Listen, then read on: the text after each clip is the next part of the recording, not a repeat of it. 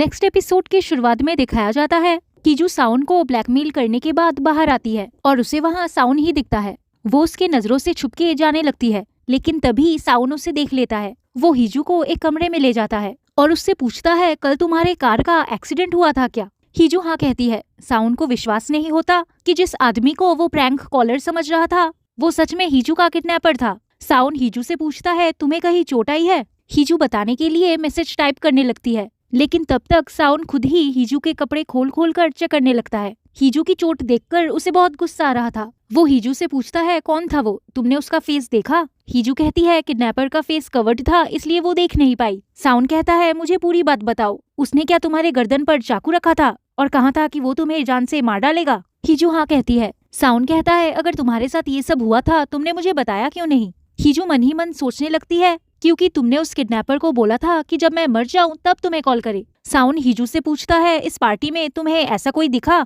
जिसपे तुम्हें डाउट हो? हीजू ना कहती है। वो हीजू से कहता है, अब से तुम्हारे साथ बॉडीगार्ड रहेंगे और एक बार हॉस्पिटल जाके चेकअप करवा लेना। ये बोल के वो वहाँ से चला जाता है। साउन के पास पार्क का कॉल आता है। वो कहता है कि किडनैपर का पता लगाना इजी नहीं है, क्योंकि किडनैपर ने 10 मिनट से कम बात की है। साउन पार्क से कहता है, इस किडनैपर को जितना मैंने सोचा था उससे ज्यादा मेरे बारे में पता है। वो अपनी और किडनैपर की कॉल रिकॉर्डिंग पार्क को देता है ताकि किडनैपर की असली आवाज का पता लगाया जा सके। दूसरी तरफ हीजू अपनी और साउन की कॉल रिकॉर्डिंग सुन रही थी। साउन की आवाज से पता चल रहा था कि वो डरा हुआ है। इससे हीजू बहुत खुश हो जाती है। तभी साउन घर आ जाता है। हीजू जल्दी से किडनैपर का फोन छुपा देती है। साउन उसके कमरे में आता है और उससे उसके गाड़ी की चाबी मांगता है। साउन उसके बैग से डायरेक्टली चाबी निकालने लगता है, लेकिन बैग में तो फोन था। हीजू जल्दी से अपना बैग पकड़ लेती है और साउन का हाथ उसके हाथ के ऊपर आ जाता है। हीजू अपने पर्स से खुद ही गाड़ी की चाबी निकाल के साउन को दे देती है। साउन हीजू की कार चेक करने लगता है। कार की हालत बहुत बुरी थी।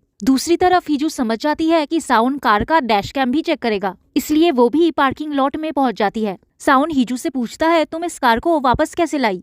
हीजू कहती है, उसने टो ट्रक वाले को बुलाया था। साउन पूछता है, डैश कैम में कुछ रिकॉर्ड क्यों नहीं हुआ? अब ये सुन के हीजू राहत की सांस लेती है, वरना वो बोल सकती है ये बात साउन को पता चल जाती। तभी वहाँ से एक बाइकर गुजरता है। साउन हीजू को अपनी ओर खींच लेता है। साउन हीजू से कहता है वो उसे दूसरी कार दिलाएगा। वो हीजू से ऑफिस ना जाने को कहता है और अब से घर पर रहने को कहता है। हीजू कहती है वो ऐसा नहीं कर सकती, क्योंकि कल ही उसे कोर्ट जाना है इंटरप्रेट करने। वो साउन से रिक्वेस्ट भी करती है कि उसकी जॉब उसे कंटिन्यू करने दे। साउन उसे कहता है फिर उसे अपने साथ बॉडीगार्ड रखने पड़ेंगे, लेकिन हीजू कहती है उसके आसपास अगर बॉडीगार्ड होंगे तो लोग उस पे शक करेंगे। हीजू वहाँ से चली जाती है। साउन पार्क को कॉल करता है और उसे हीजू की गाड़ी का डैश कैम रिस्टोर करने को कहता है और जिस रूट से हीजू गई थी उसके आसपास के जगहों का सीसीटीवी कैमरा भी चेक करने को कहता है। नेक्स्ट सीन में दिखाया जाता है कि साउन अपने माँ के साथ खाना खा रहा है। अब यहाँ पता चलता है कि साउन के मम्मी पापा चाहते हैं कि वो उन्हें इलेक्शन में ज्वाइन करे। उनकी बातों से ये भी लगता है कि उन्हें हीजू पसंद नहीं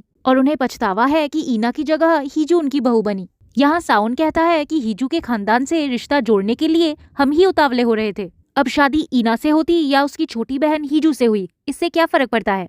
अब यहाँ पता चलता है साउन के फादर का पॉलिटिकल करियर आगे बढ़ाने में हीजू के फादर का बहुत बड़ा रोल था, क्योंकि वो एक बहुत बड़े न्यूज चैनल के चेयरमैन थे। वो साउन के फादर के सारे स्कैंडल्स दबा देते थे। साउन अपनी माँ से पूछता है, वैसे मेरे और हीजू के शादी के बारे में हमारे पेरेंट्स के अलावा और किसको पता है? उसकी माँ कहती है, हमारे अलावा हीजू की बड़ी बहन ईना को पता है। यहाँ पता चलता है कि साउन की माँ कंट्री की फर्स्ट नेगोशिएशन एक्सपर्ट और फॉर्मर क्रिमिनल साइकोलॉजिस्ट थी। नेक्स्ट डे पार्क साउन से कहता है कि किडनैपर किसी भी सीसीटीवी में कैप्चर नहीं हुआ। अब क्योंकि साउन के पास किडनैपर की कोई भी इन्फॉर्मेशन नहीं थी, वो बहुत डिसअपॉइंट हो जाता है।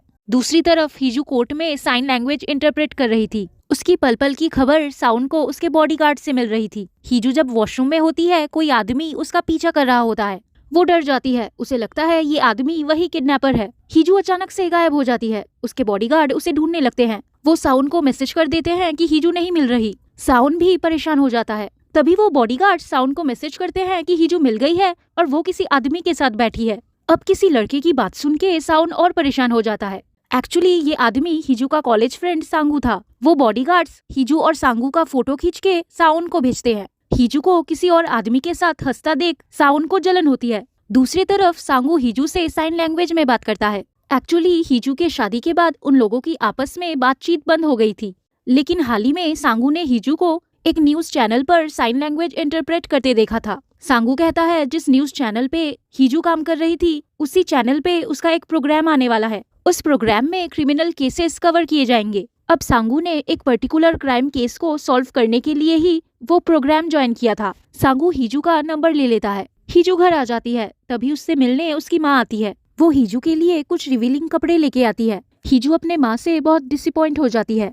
अब यहाँ पता चलता है हीजू की माँ ने उससे जबरदस्ती ये शादी करवाई थी, इस शर्त पे कि उसके पापा को वो एक अच्छी नर्सिंग होम में रखेगी और जब तक वो साउन की वाइफ बनकर अपनी सारी ड्यूटीज निभाएगी तब तक उसके पापा का ध्यान रखा जाएगा, वरना उन्हें रास्ते पर छोड़ दिया जाएगा। अब इसका मतलब हीजू न्यूज चैनल के चेयरमैन की बेटी नहीं थी, वो उसके सौतेले पिता थे। तो इसका मतलब हीजू ने अपने पापा के लिए ये शादी की थी। हीजू वो ड्रेस पहन लेती है और किडनैपर बनके साउन को फिर से कॉल करती है। वो साउन से पूछती है तो डिसाइड किया तुमने, हीजू को डाइवोर्स दोगे या 12 करोड़ रुपए दोगे? साउन उससे कहता है पहले मुझे एक बात बताओ, पूरी दुनिया को लगता है मेरी शादी ईना से हुई है, लेकिन तुम्हें कैसे पता कि मेरी वाइफ हीजू है? कौन हो तुम? हीजू कहती है मैं कौन हूँ वो मैटर नहीं करता, तुम्हें अभी भी समझ नहीं आ रहा क्या कि तुम्हारे पास और कोई ऑप्शन नहीं है?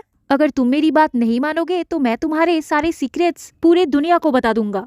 साउन कहता है तुम क्या करने वाले हो ये पता है मुझे, तुम्हारी वजह से हीजू के कार का एक्सीडेंट हुआ, उससे चोट लगी। मेरी एक बात साफ साफ सुन लो, तुम्हारे इतना कुछ करने के बाद मैं कोई कॉम्प्रोमाइज नहीं करने वाला। तभी हीजू साउन को एक फोटो भेजती है। हीजू कहती है फोटो देखा तुमने, कैसा लगा? अभी भी कॉम्प्रोमाइज का कोई चांस नहीं है। साउन कहता है ये क्या भेजा है? हीजू कहती है तुम उसके पति हो, फोटो देख के भी पहचान नहीं पा रहे तुम? साउन कहता है जो भी कहना है साफ साफ कहो। हीजू कहती है ये तुम्हारी वाइफ की थाई है। अब इस फोटो के साथ मैं क्या करने वाला हूँ वो मैं तुम्हें अभी नहीं बताऊंगा, वो तुम खुद ही सोच लो कि इस फोटो के साथ क्या क्या हो सकता है। साउन कहता है मैं कैसे मान लूं कि ये फोटो हीजू की है? हीजू कहती है अजीब क्वेश्चन कर रहे हो, तुम उसके पति हो, तुम्हें इतना नहीं पता कि हीजू के थाई पर एक अलग किस्म का तिल है? तुम्हें इस मैटर में कोई इंटरेस्ट नहीं है क्या, या फिर तुमने अपनी बीवी को कभी अच्छे से देखा ही नहीं है? साउन कहता है तुम कोई भी फेक फोटो यूज करके मेरी बीवी को हैरेस करोगे और मैं तुम पर विश्वास कर लूंगा क्या?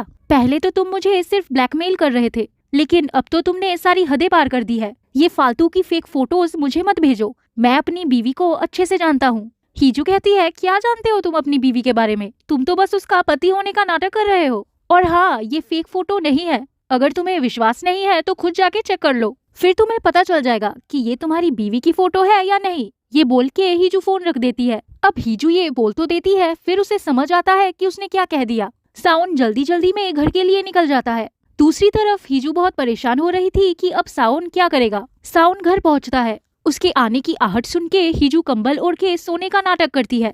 साउन हीजू के कमरे में दरवाजा बिना नॉक किए ही घुस जाता है। हीजू बहुत नर्वस होती है। साउन हीजू की कंबल हटाने लगता है, लेकिन हीजू कंबल टाइटली पकड़ कर रखती है। साउन फिर से कंबल खींचता है। कंबल पकड़ने में हीजू अपना पूरा जोर लगा देती है। इस बार साउन भी अपना पूरा जोर लगाकर कंबल खींचता है। कंबल के साथ हीजू भी आ जाती है और साउन उसके ऊपर गिर जाता है। अब वो दोनों ही एम्बैरेस हो जाते हैं। साउन उठ जाता है और हीजू से कहता है उसके ऑफिस में साइन लैंग्वेज इंटरप्रेटर का रिक्रूटमेंट होने वाला है। वो हीजू को इंटरव्यू देने के लिए कहता है। अब उसने ये इसलिए कहा था क्योंकि हीजू जॉब कंटिन्यू करना चाहती थी।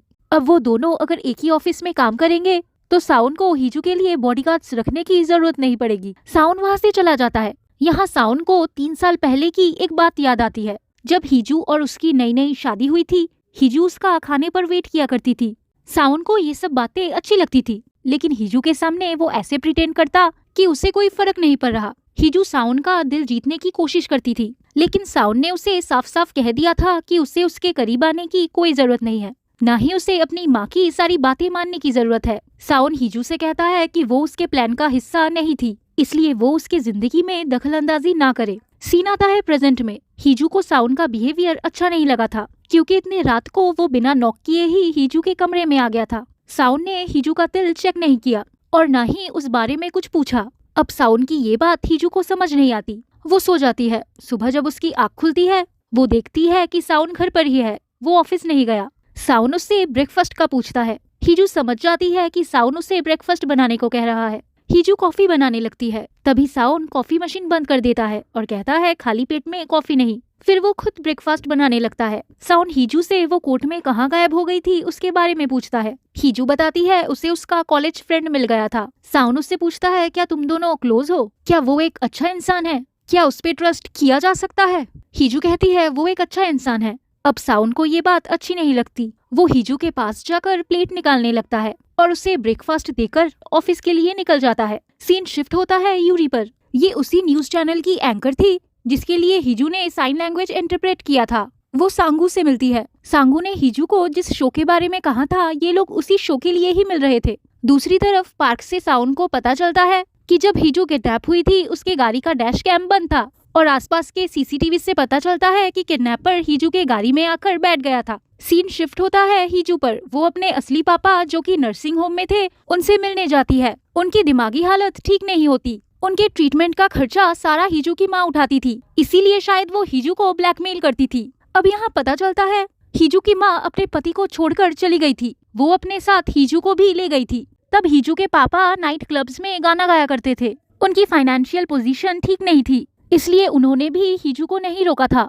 हीजू अपने मन की बात अपने पापा से कहती है कि जब से वो अपने नए परिवार में गई है वो एक पल भी शांति से नहीं रह पाई है। उसे म्यूट बने रहने का नाटक करना पड़ा। वो अपनी सौतेली बड़ी बहन की परछाई बन के रह गई है। अब जब वो खुद को देखती है वो खुद को पहचान ही नहीं पाती कि वो कौन है। हीजू कहती है वो अब ऐसी जिंदगी नहीं जी पा रही। सीन आता है साउन पर। वो अपनी सिचुएशन जिनके साथ शेयर करता है कि कोई उसके फ्रेंड को उसकी बीवी की गंदी पिक्चर्स भेजकर उसे ब्लैकमेल कर रहा है कि वो अपनी बीवी को छोड़ दे। अब जिन साउन से कहता है तुम्हारे फ्रेंड की बीवी का पक्का उस किडनैपर के साथ अफेयर चल रहा होगा। अब साउन इसी बारे में सोच रहा था क्योंकि सीसीटीवी फुटेज में भी ऐसा लग रहा था कि मानो हीजू ने किडनैपर को कार के अंदर आने दिया था। अब साउन को ये सब बातें तो पता थी नहीं कि किडनैपर ने हीजू के कार को हैक कर लिया था। उसके दिमाग में बस ये सब बातें ही घूम रही थी। 10 बज जाते हैं और किडनैपर यानी हीजू का साउन के पास फिर से कॉल आता है, लेकिन इस बार साउन फोन उठाकर काट देता है। अब हीजू को ये बात समझ नहीं आती। वो फिर से कॉल करती है। एक्चुअली साउन ये सब इसलिए कर रहा था क्योंकि वो देखना चाहता था कि किडनैपर उससे बात करने के लिए कितना डेस्परेट है। वो किडनैपर से वेट करने को कहता है। वो कहता है कि 5 मिनट बाद कॉल करे। हीजू 5 मिनट के बाद फिर से उसे कॉल करती है। साउन फोन पिक करता है। हीजू से अपने कार में इमेजिन करने लगती है और उसे सुनाने लगती है, लेकिन तभी हीजू को एक धमाके की आवाज आती है और साउन का फोन कट जाता है। हीजू साउन को फिर से कॉल करने लगती है, लेकिन उसका फोन नहीं लगता। हीजू घर पहुंच जाती है और सारे कमरे चेक करने लगती है। उसे साउन कहीं नहीं मिलता। हीजू को साउन की टेंशन होने लगती है। साउन का वेट करते करते हीजू सो जाती है। सुबह जब उसकी आँख खुलती है न्यूज चैनल से उसे पता चलता है कि साउन के ऑफिस में ब्लास्ट हुआ है। न्यूज में ये भी बताया जाता है कि साउन को धमकी वाले कॉल आ रहे थे। हीजू के हाथ से ग्लास छूट जाता है। वो घबरा जाती है क्योंकि साउन को धमकी वाले कॉल्स तो वो कर रही थी। तभी वहाँ साउन आता है। उसे देख के लग रहा था कि उसकी हालत बिल्कुल भी ठीक नहीं थी। साउन हीजू को देखने लगता है। वो उसके पास जाता है। वो हीजू को उठाकर टेबल पर बैठा देता है। साउन कहता है कुछ दिनों से बहुत अजीब चीजें हो रही हैं, लेकिन मुझे इतना पता है कि मैं अपनी बीवी हीजू को अच्छे से जानता हूँ। ऐसी कोई बात नहीं है हीजू के बारे में जो मुझे नहीं पता, लेकिन मुझे सच का पता भी लगाना है और सच मुझे तुमसे ही पता लग पाएगा। तो अभी मैं जो करने वाला हूँ उसमें मेरे साथ कोऑपरेट करो। साउन हीजू का स्कर्ट उठाने लगता है उसका मोल देखने के लिए, लेकिन हीजू उसका हाथ रोक देती है। साउन उससे कहता है तुम खुद स्कर्ट उतारोगी या मैं उतारूं? अब यहाँ 3 साल पहले का एक फ्लैशबैक दिखाया जाता है। हीजू की बड़ी बहन ईना की साउन से शादी होने वाली थी, लेकिन ईना साउन को मैसेज करके शादी कैंसिल करने को कहती है। तब साउन ने ईना से कहा था कि अगर तुम्हें शादी नहीं करनी तो अपनी बहन हीजू को भेज दो, मैं उससे शादी करने के लिए तैयार हूँ। और इसी के साथ एपिसोड एंड हो जाता है।